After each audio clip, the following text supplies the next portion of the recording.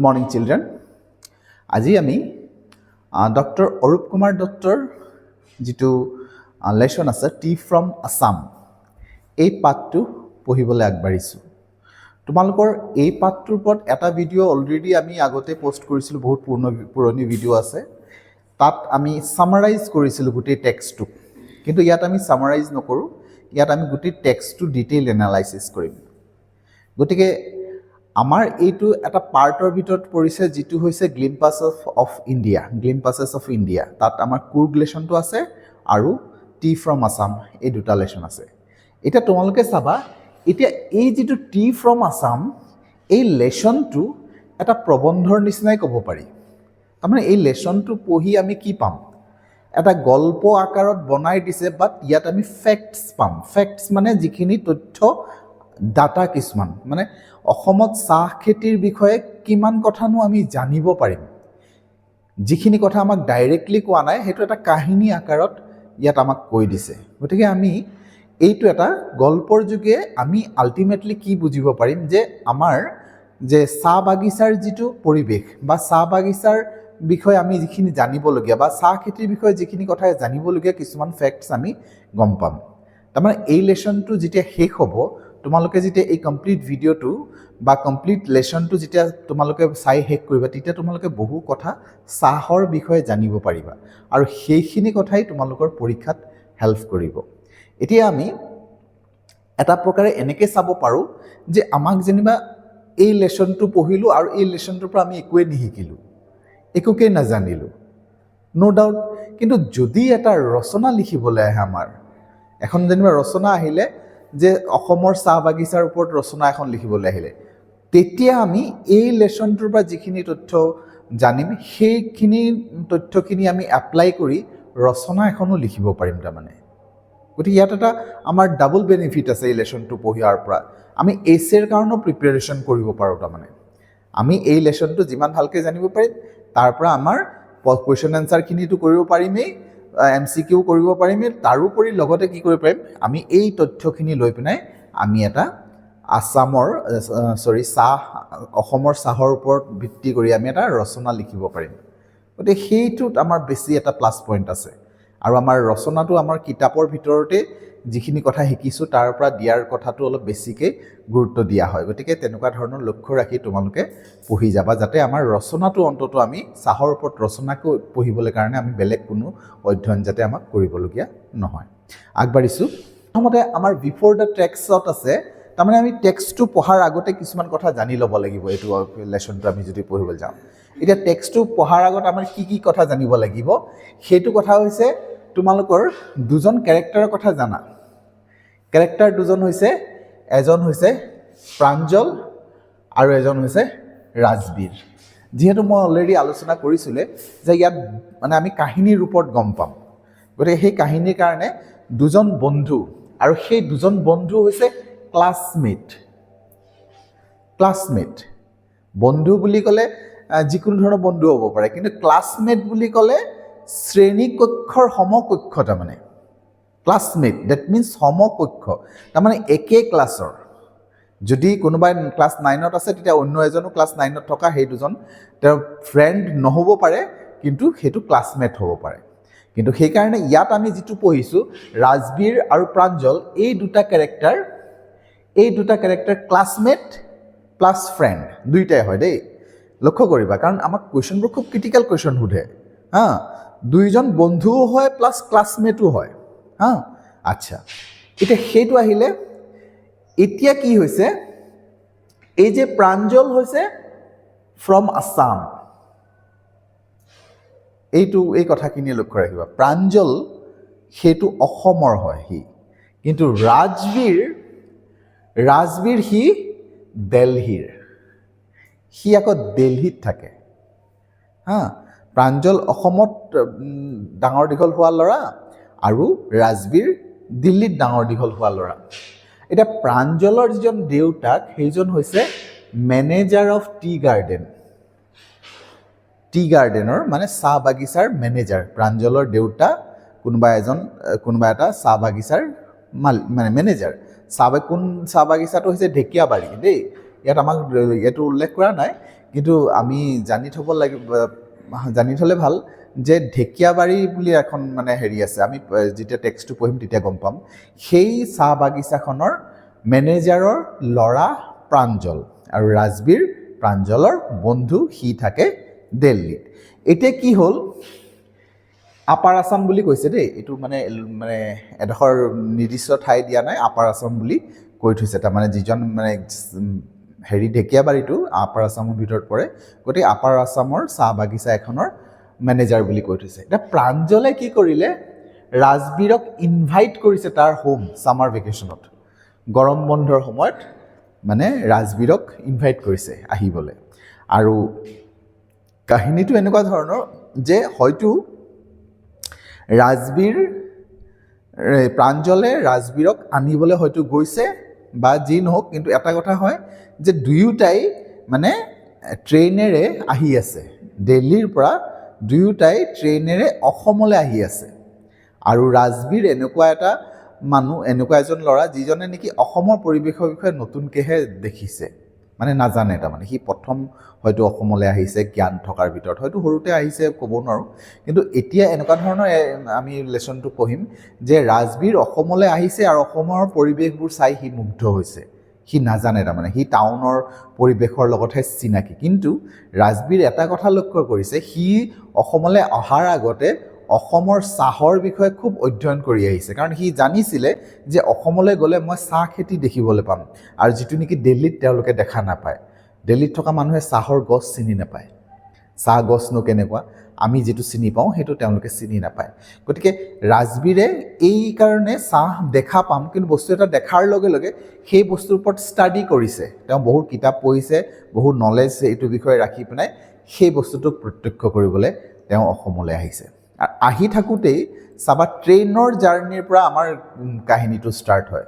তেওঁ ঠিক অসমত সোমাইছে, অসমৰ মানে ধৰা টাউন এৰিয়াটো পাৰ হৈ গুৱাহাটী তেনেকুৱা ঠাইবোৰ হয়তো পাৰ হৈ আহি সি অসমৰ মানে আমাৰ এই মানে গাঁও এৰিয়াবোৰত সোমাইছে। তেনেকুৱা ধৰণৰ এটা পৰিৱেশৰ পৰা আমাৰ কাহিনীটো ষ্টাৰ্ট হয়। মানে ঠিক আমি ধৰি ল'ব পাৰোঁ, আমি মৰিয়নি তেনেকুৱা ঠাইৰ পৰা মানে কাহিনীটো ষ্টাৰ্ট হয়। কোনোবা এটা প্লেটফৰ্মত ট্ৰেইনখন ৰোৱাৰ পৰা আমাৰ কাহিনীটো ষ্টাৰ্ট হ'ব। চাওঁ আমি ইয়াত আমাৰ প্ৰথমতেই আৰম্ভ কৰিছে এটা মানে ভেণ্ডৰ, এটা ভেণ্ডৰ মানে দোকানী, যিটো দোকানী নেকি তোমাৰ চিঞৰি বস্তুবোৰ বিকে, called out in a high pitch voice, চিঞৰি বস্তুবোৰ বিক্ৰী কৰে। আৰম্ভণিতে আমাক এই শব্দ দুটা পোৱা যায়, চায় গৰম, গৰম চায়, এই শব্দ দুটা তোমালোকে শুনিবলৈ পাবা। খুব হাই পিচত মাতি থাকে। তাৰমানে তোমালোকে পৰিৱেশটো কল্পনা কৰি লোৱা, তোমালোকে ট্ৰেইনত গৈ আছা, ৰাতিপুৱা গৈ আছে ক'ৰবাত, আৰু খুব ৰাতিপুৱা, আৰু তেতিয়া কি হ'ব, তুমি যদি ট্ৰেইনত আছা তেতিয়া তুমি কি হয়, কোনোবা ষ্টেচনত ৰখাৰ লগে লগে তোমালোকে বাহিৰৰ পৰা মাত শুনিব, চায় চায় চায় চায় চায় চায় চায় গৰম, গৰম চায়, গৰম চায়, এনেকৈ মানে মাতটো শুনিবলৈ পাবা, খুব চিঞৰি থাকে, ইফালে চিঞৰে। চ' তেনেকুৱা ধৰণৰ এটা পৰিৱেশৰ পৰা আমাৰ এই লেচনটো ষ্টাৰ্ট হৈছে। তাৰপিছত সেই যে দোকানীজন, he came up to the window', দোকানীজন আহি খিৰিকীটোৰ ওচৰত আহিলে, ট্ৰেইনৰ মানে খিৰিকীটোৰ ওচৰলৈ আহিলে, আহি পেলাই সুধিলে, চায় চাহাব, মানে চাহাব চাহ লৈ লো, মানে সেই তেনেকৈ বুলি ক'লে। প্ৰাঞ্জলে সেই মুহূৰ্তত উত্তৰ দিলে, গিভ আছ 2 cups, আমাক 2 কাপ দিয়া, মানে আমাক 2 কাপ চাহ দিয়া। আচ্ছা, দে চিপড দ্য ষ্টিমিং হট লিকুইড, চিপ কৰা, SIP, চিপ শব্দটো ড্ৰিংক শব্দটোৰ লগত এটা পাৰ্থক্য আছে। ড্ৰিংক বুলি ক'লে আমি যিটো পনীয়া খাওঁ, চিপ ক'লে আমি পনীয়াটো খোৱাটোৱে বুজায়। কিন্তু ড্ৰিংকটো আমি গটগটাই খাব পাৰোঁ, পানীটো ড্ৰিংক কৰোঁ, কিন্তু চাহটো আমি গটগটাই খাব নোৱাৰোঁ, সেইটো চুহি খোৱা নিচিনা হয়গৈ, সেইটো চিপ লৈ খোৱা নিচিনা হয়। সেইকাৰণে চিপছ এই শব্দটো ইয়াত ব্যৱহাৰ কৰা হৈছে। চাহটো তাৰমানে চিপ লৈ, গৰম চাহ নহয় জানো, সেইটো ষ্টিমিং হট বুলি কৈছে, একদম ষ্ট্ৰিমিং হট, পূৰা উতলি থকা গৰম, আৰু তেনেকুৱা চাহটো চিপ কৰি খাই আছে।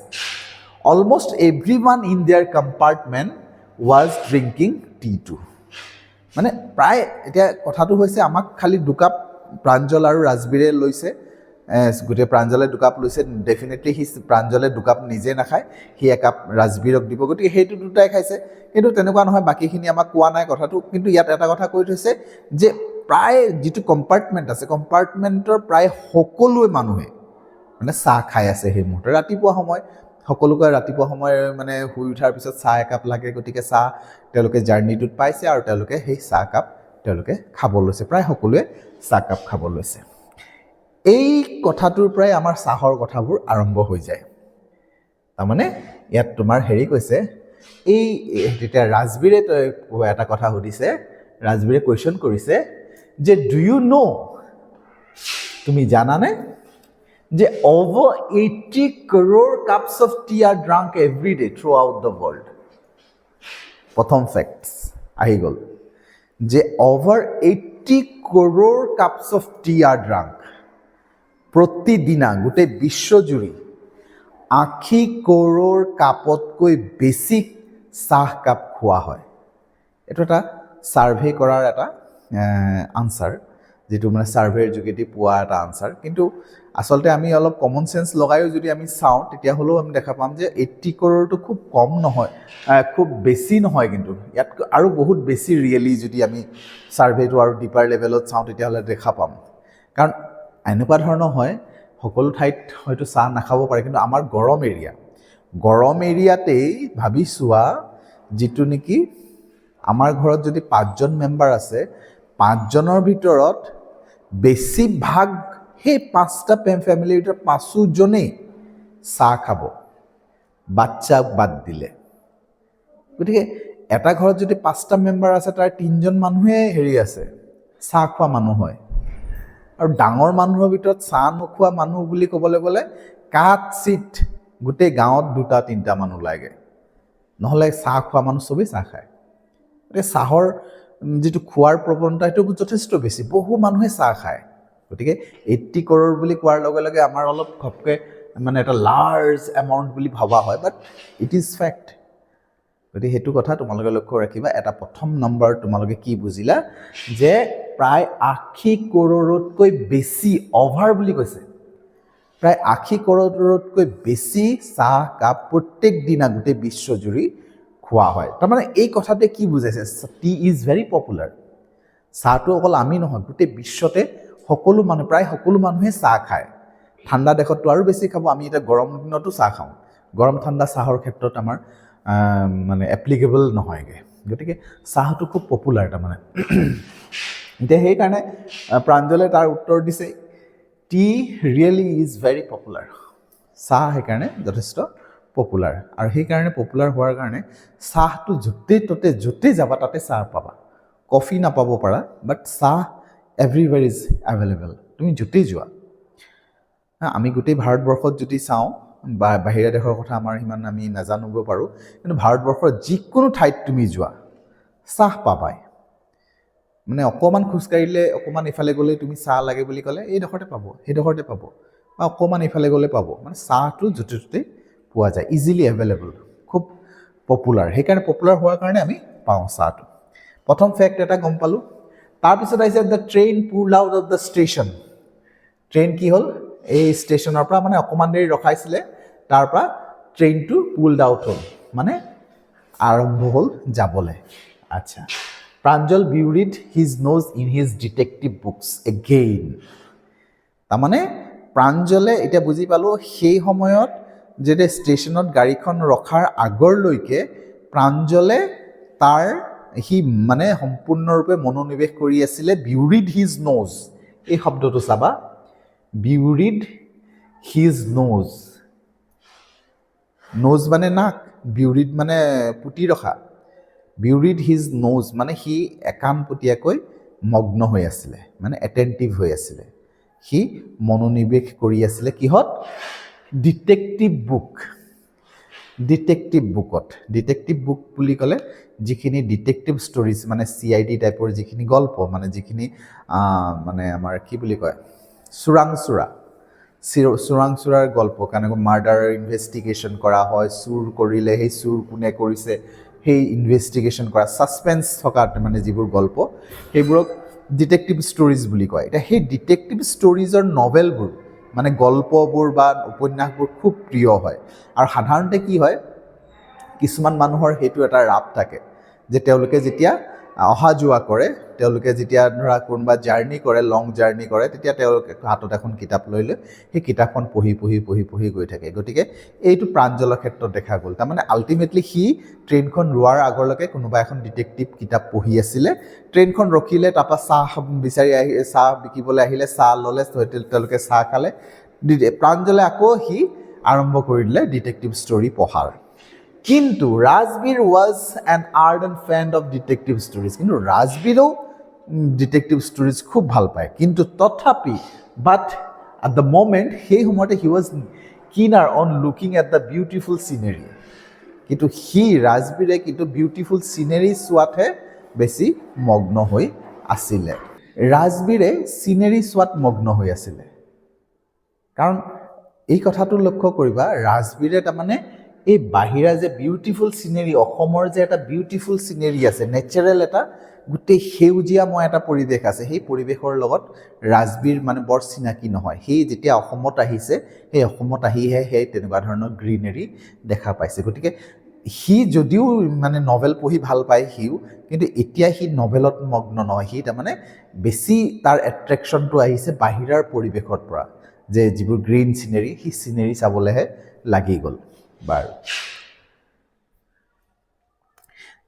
এই কথাটো চোৱা সেই যে কৈছে যে গ্ৰীনাৰীৰ কথাটো কৈছে সেইটোৱে কৈছে ইট ৱাজ গ্ৰীণ এভৰিৱেৰ মানে গোটেই পৰিৱেশ সেউজীয়া এভৰিৱেৰ ৰাজবীৰ হেড নেভাৰ চিন ছ' মাছ গ্ৰীনাৰী বিফ'ৰ ৰাজবীৰ তাৰ আগত ইমান সেউজীয়া সি দেখাই নাছিলে then the soft green paddy fields তাৰপিছত যে একদম পেডি ফিল্ডছ মানে ধাননি পথাৰ আৰু সেই কুমলীয়া ধাননি পথাৰ যি সময়ত তাৰমানে ধানখিনি মানে কুমলীয়া হৈ থাকে ধানখিনি বা গছখিনি যেতিয়া কুমলীয়া হৈ থাকে সেইটো ছফ্ট বুলি কয় গেভ ৱে টু টি বুছেছ প্ৰথমতে সেই ধাননি পথাৰবোৰ দেখি গৈ তাৰপিছত ধাননি পথাৰ শেষ হৈ গৈ পিনে টি বুছেছ আহি গ'ল হা এতিয়া চাবা টি বুছেছ বুলি কয় হা টি ট্ৰী বুলি নকয় বুছেছ বুলি কয় মানে চাহ গছটো গুল্মজাতীয় এইখিনি কথা খুব আমি চাব লাগিব কাৰণ আমাৰ কুৱেশ্যনবোৰ তেনেকুৱা হয় চাহটো গছ নহয় বুজিছানে চাহটোক তাৰমানে গুল্মজাতীয় গছৰ ভিতৰত পৰা হয় গতিকে গুল্ম হোৱাৰ কাৰণে তাক বুছেছ বুলি কয় টি বুছেছ টি ট্ৰী বুলি নকয় লক্ষ্য কৰিবা আমি চাহ গছ বুলি কওঁ আমি যিখিনি গছ বুলি কওঁ বা এনেই ইংৰাজীতো আমি ট্ৰী বুলি ক'ব পাৰোঁ কিন্তু তাত পাৰ্টিকুলাৰিটি আছে যিখিনি গুল্মজাতীয় গছ বুলি ক'লে আমাৰ নেমু টেঙা গছ গোলাপ গছৰ গছ তাৰপিছত ধৰা এতিয়া জবা ফুলৰ গছবোৰ সেইবোৰ যে খুব ডাঙৰ নহয় তাৰমানে গছবোৰ খুব ডাঙৰ নহয় ঠিক তেনেকৈ চাহ গছটো তেনেকুৱা ধৰণৰ সি খুব ডাঙৰ নহয় গতিকে সেইটো কাৰণে সেইবোৰক আমি বুছেছ বুলি কওঁ গতিকে ইয়াত সেই শব্দটো ব্যৱহাৰ কৰিছে তাৰমানে ধাননি পথাৰটো ধাননি গছবোৰো বুছেছৰ ভিতৰতে পৰিব বা তৃৰ্ণৰ ভিতৰত পৰিব পাৰে মই নাজানো ইমান ভালকৈ সেইখিনি যোৱাৰ পিছত তাৰপিছত এই চাহ গছ আহি পৰিলে চাহ গছ মানে গোটেই এৰিয়াটোক আমি ট্ৰেইনত গৈ আছে গোটেই এৰিয়াটো আমি চাহ গছ দেখা পাওঁ চ' বহুত চাহ গছ আৰু সেই গোটেইখিনি কি হয় গ্ৰীনেৰী মানে ইমান ধাননি পথাৰ দেখি আহিলে গোটেই ধাননি পথাৰটো গ্ৰীনেৰী দেখা যায় চাৰিওফালে খালী সেউজীয়া সেইখিনি শেষ হ'ল তাৰপৰা আকৌ কি কয় চাহ গছ আৰম্ভ হ'ল আৰু চাহ গছটো তেনেকুৱা গোটেই গ্ৰীণ ইমান গ্ৰীণ ৰাজবীৰে কেতিয়াও আগত দেখা পোৱা নাছিলে ইট ৱাজ মেগনিফিচেণ্ট ভিউ বুলি কৈছে মেগনিফিচেণ্ট মানে খুব এটা মানে আচৰিত লগা দৃশ্য magnificent view against the backdrops of densely wooded hills sea of tea bushes মানে এনেকুৱা ধৰণৰ হৈছে চি অফ টি বুছেছ সাগৰ চাহ গছৰ সাগৰৰ দৰে মানে ইমান মানে চাহ গছ মানে শেষেই নহয় চাই গৈ আছে শেষেই নহয় ইমান গছ তাৰমানে সেইটোকে কৈছে sea of tea bushes stretch as far as possible মানে ইমান বিয়পি আছে যিমান সম্ভৱ বিয়পি আছে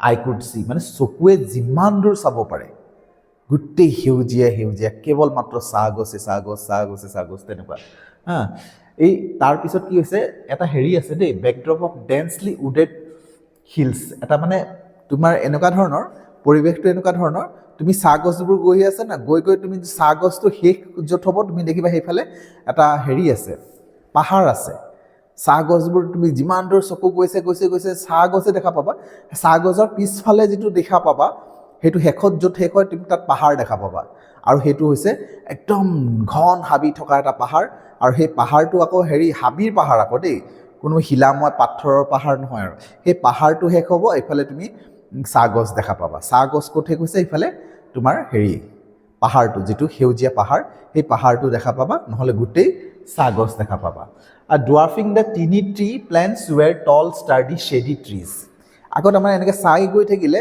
তুমি দেখিবা কিছুমান মাজে মাজে কি হয় খুব দীঘল দীঘল গছ আছে গছ চাহ গছত তেনেকুৱা নাথাকে নহয় চাহ গছৰ মাজে মাজে ডাঙৰ ডাঙৰ গছ নাথাকে জানো দীঘল দীঘল গছ আছে সেই দীঘল দীঘল গছবোৰ চাই থাকিলে চাহ গছক কটীয়া কটীয়া যেন লাগে সেইটোকে ডুৱাৰ্ফিং বুলি কৈছে এই ডুৱাৰ্ফিং শব্দটো সেই কটীয়া শব্দটো আহিছে তাৰমানে যিবোৰ সৰু হৈ থাকে আচ্ছা তাৰপিছত আহিলে এমিজ দ্য অৰ্ডাৰলি ৰ' অফ ট্ৰি বুছেছ মানে এনেকুৱা ধৰণৰ হয় সেই ডাঙৰ ডাঙৰ গছবোৰ একদম মাজে মাজে একদম মানে অৰ্ডাৰলি লাইন লাইন লগোৱা হৈছে ডাঙৰ ডাঙৰ গছবোৰ আৰু সেইবোৰ মুভ লাইক ডল ফিগাৰ্ছ আৰু সেইবোৰ মানে ডল ফিগাৰ নিচিনা লাগে এনেকুৱা যেনিবা পুতলা লাইন লাইন শাৰী শাৰী লাগি থকা পুতলা ডাঙৰ ডাঙৰ গছবোৰক তুমি ট্ৰেইনত গৈ থাকিলে তেনেকুৱা ধৰণৰ ভাৱ ধৰা সেইবোৰ যেনিবা ডাঙৰ ডাঙৰ দীঘল দীঘল লাইনে লাইনে ৰখা পুতলা আৰু তাৰ তলত তলত সেই কটীয়া কটীয়া চাহ গছখিনি তেনেকুৱা ধৰণৰ পৰিৱেশ মেগনিফিচেণ্ট ভিউ তোমালোকে লক্ষ্য কৰিবা এই মেগনিফিচেণ্ট ভিউটোৰ ওপৰত কুৱেশ্যন আহে কিন্তু তোমালোকৰ যিটো কুৱেশ্যনবোৰ আহিব কুৱেশ্যনবোৰ আমি আনচাৰবোৰ যেনেকৈ কুৱেশ্যনটোত পকাই মেলি দিব উল্টা পুল্টা কৰি দিব কিন্তু এই ভিউটোৰ ওপৰত কিন্তু তোমালোকৰ নলেজ ৰাখিবা এই দৃশ্যটো কেনেকুৱা দৃশ্য আছিলে যে সেই যে ট্ৰেইনৰ পৰা যোৱা যিটো দৃশ্য চাইছিলে এই গ্ৰীনেৰী দৃশ্যটো তোমালোকে মনত ৰাখিবা সেইখিনি প্ৰশ্ন সোধে সেইখিনি বস্তুখিনি কেনেকৈ ধৰণৰ কেনে সজাই পিনাই লিখিবলৈ চেষ্টা কৰিবা চ' আজিলৈ আমাৰ এই ক্লাছটো আমি ইয়াতে সামৰিছোঁ তোমালোকৰ পিছৰ পাঠখিনি আমি নেক্সট ভিডিঅ'টোত দি গৈ থাকিম আজিৰ কাৰণে আমি ইয়াতে সামৰিছোঁ Thank you.